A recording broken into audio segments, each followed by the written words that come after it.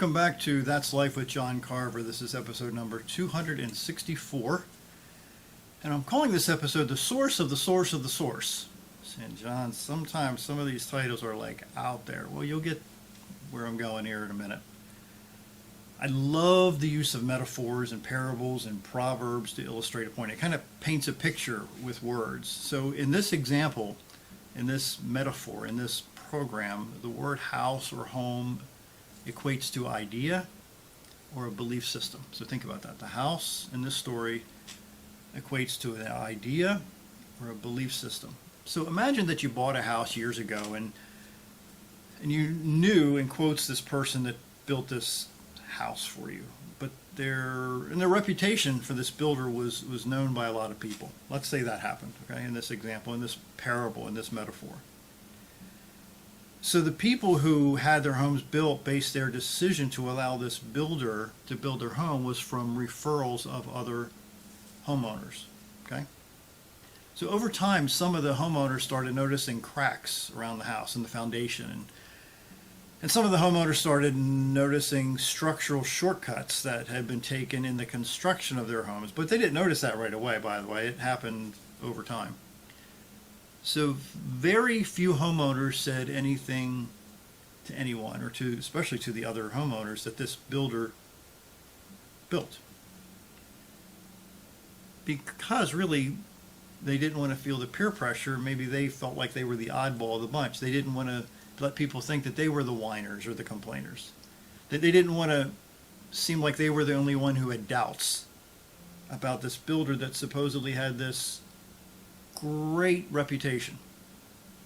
So most of the homeowners continued to live in their houses even though they knew something was very wrong.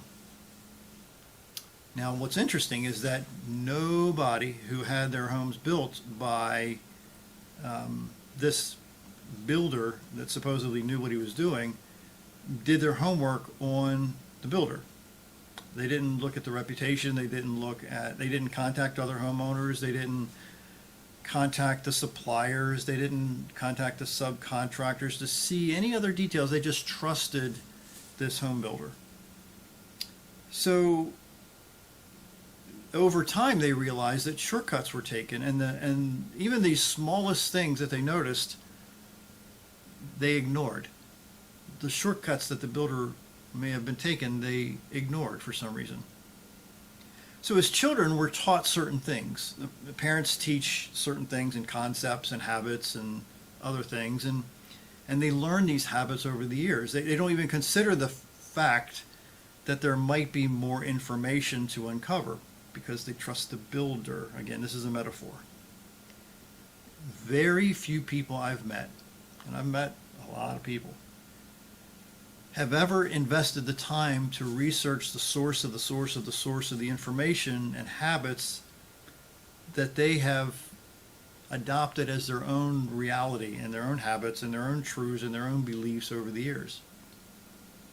As an example, over the years in many schools, lots of schools, taught kids that certain things were factual. And then over time, science, in most cases, realized that a lot of this stuff was not true, but most of this information is still in the textbooks. So other kids are still learning this stuff that's scientifically not true. So no edits, nothing was ever changed.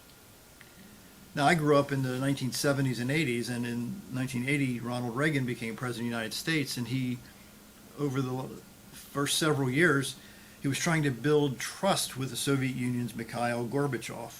And during the historic time in world history, the Russians had a phrase, and it had been going back 100 years or more, that said something like trust but verify. In fact, I have a paperweight right over there with the words trust but verify on it. In life, many people take everything at face value. Many people take everything at face value. They assume most of what they see and hear is factual.